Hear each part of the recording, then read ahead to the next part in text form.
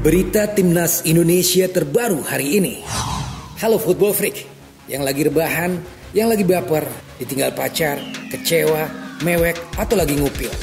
Kita ketemu lagi di info Timnas terbaru hari ini. Dan info bola hari ini kita akan hadirkan di antaranya. Paul Aro akan bermain di Liga Indonesia. Ketua Umum PSSI berharap supporter tertib dan tidak ada korban jiwa karena kerusuhan. Pelatih Jepang U16 tidak pandang remeh Timnas Indonesia U16. Timnas Indonesia U20 tidak perlu pemain naturalisasi. Dan simak juga Elkan Bagot ngebet main untuk Persija Jakarta. Selamat menyimak. Pemain berpasport Indonesia, Nyoman Paulo Fernando Aro, akan menandatangani kontrak bersama Divisi 1 klubnya saat ini. Diketahui Nyoman Paulo Fernando Aro atau biasa dipanggil dengan Paul Aro akan resmi menjadi bagian dari tim senior Sofde AIK yang bermain di Divisi 1 Swedia. Pemain berdarah campuran Finlandia Indonesia tersebut saat ini masih memperkuat Sofde AIK U19. Hal itu pun dikonfirmasi langsung oleh Paul Aro saat dihubungi oleh wartawan. Digadang-gadang Paul Aro akan bermain di Liga Indonesia. Bahkan demi mendukung Paul Aro agar bisa mendapatkan tempatnya di Timnas Indonesia U19, Sofde AIK akan meminjamkannya secara gratis. Itu pun dengan opsi selepas peminjaman Paul akan kembali ke Sofde AIK. Sedangkan untuk durasi kontrak sendiri, Paul Aro belum memastikan berapa lama ia akan dikontrak oleh Sofde AIK. Namun menurutnya kemungkinan besar ia akan dikontrak hingga akhir musim tahun 2021. Saat ditanya soal perbedaan kultur sepak bola antara Indonesia dan Swedia, menurutnya banyak perbedaannya. Terlebih dalam faktor individual para pemain. Kalau main di sini dan di Bali ya ada bedanya, ya, khususnya di individu. Di sini juga ada permainan kerasnya, tapi tensi permainan biasanya yang tinggi. Demikian ungkap pemain yang mengidolakan Boas Solosa dan juga Irfan Bahdim tersebut. Semoga aja Paul Aro bukan latah karena Indonesia menjadi tuan rumah Piala Dunia U20 2021. Kalau latah, kita kagetin aja. Biar tambah latah. Ketua Umum PSSI Muhammad Iryawan berharap tidak ada supporter yang meninggal dunia akibat kerusuhan. Sebab Indonesia akan menjadi tuan rumah Piala Dunia U20 2021. Harapan itu disampaikan Iwan Bule, sapaan akrab Muhammad Iryawan, saat menghadiri acara kegiatan pelatihan manajemen supporter sepak bola yang digelar Kemenpora dan PSSI di Hotel Pullman, Jakarta pada tanggal 13-16 Juli 2020. Dalam acara itu, Iwan Bule memberikan materi serta paparan kepada para supporter yang ikut dalam acara tersebut. Beberapa perwakilan supporter datang di acara yang tentu menerapkan protokol kesehatan yang ketat. Perwakilan supporter diantaranya The Jackmania, Viking, SFC Mania, dan lain-lain. Selain itu, acara ini juga dapat disaksikan secara virtual melalui Zoom. Kami ingin jangan ada lagi korban jiwa dari supporter di kompetisi Liga 1 di Indonesia. PSSI juga telah membentuk divisi pembinaan supporter dan juga fans engagement yang telah melakukan berbagai pertemuan dengan kelompok supporter. Demikian kata Muhammad Iryawan. Seru aja kali kalau melihat supporter Indonesia rukun, damai, apalagi makan bareng, kucingan bareng, nongkrong bareng, wifi-an bareng. Jos banget tuh. Pelatih Timnas Jepang U16 tidak pandang remeh Timnas Indonesia U16. Timnas U16 Jepang berada dalam satu grup dengan Timnas Indonesia U16 di Piala Asia U16 2020 yang rencananya digelar di Bahrain pada tanggal 25 November sampai 12 Desember mendatang.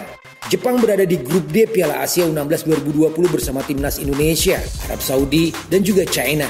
Jika Timnas Indonesia U16 telah memulai latihan sejak Senin 6 Juli 2020 lalu, Jepang mulai mempersiapkan tim di tengah keterbatasan. Seperti diketahui dengan adanya pandemi virus corona ini, semua kegiatan dilakukan dalam keterbatasan termasuk untuk kegiatan sepak bola. Keterbatasan itu dialami oleh Jepang yang tengah mempersiapkan Timnas U16 untuk menghadapi Piala Asia U16 2020. Apalagi Jepang memiliki target tinggi pada ajang tersebut agar bisa lolos ke Piala Dunia U17 2021 yang akan berlangsung di Peru. Untuk bisa lolos ke Piala Dunia U17 tentu saja Jepang harus masuk dalam 4 besar Piala Asia U16 2020. Hal itu karena nantinya 4 tim yang lolos ke 4 besar akan langsung mendapatkan tiket ke Piala Dunia U17. Menanggapi hal itu, pelatih Timnas U16 Jepang Yoshiro Maruyama tidak ingin memandang lawan yang dihadapi dengan mudah, termasuk Indonesia. Seperti diketahui, Timnas U16 Indonesia masuk di grup D saja sudah menjadi perbincangan karena disebut di dalam grup neraka. Meski begitu, Timnas Indonesia U16 tidak bisa dianggap mudah.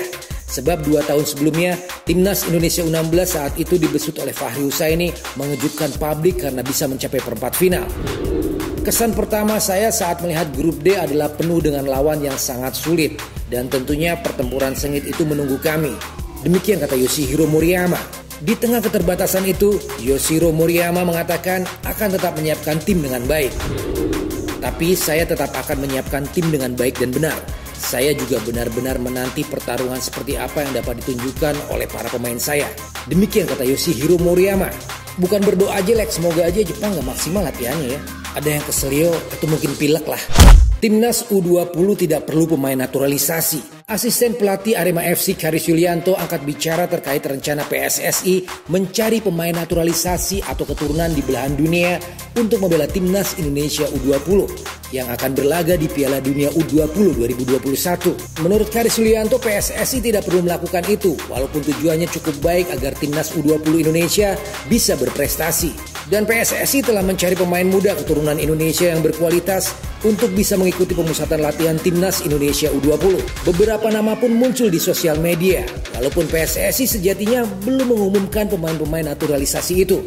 Kata Karis Yulianto, seharusnya PSSI bisa memaksimalkan kemampuan yang dimiliki para pemain muda Indonesia saat ini.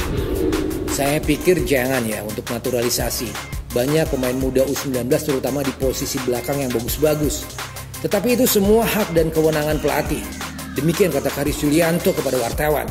Karis Yulianto memahami karakter permainan Timnas Indonesia U19 yang diproyeksi untuk Piala Dunia U20 2021. Ia menilai dari segi bertahan para pemain muda tanah air sudah sangat bagus. Kedatangan Sinteyong sebagai pelatih Timnas Indonesia U19 tentu saja diharapkan bisa menambah kemampuan para pemain. Sebab Sinteyong punya kualitas dan merupakan mantan pelatih Timnas Korea Selatan di Piala Dunia 2018. Ya, kita tunggu saja keputusan Sinteyong. Pilih pemain naturalisasi atau pemain asli Indonesia. Sampai sekarang aja Sinteyong nggak tahu kabarnya. Mau stay di Korea atau mau balik ke Cicahem. Ngapain jualan payem? Elkan Bagot ngebet main untuk Persija.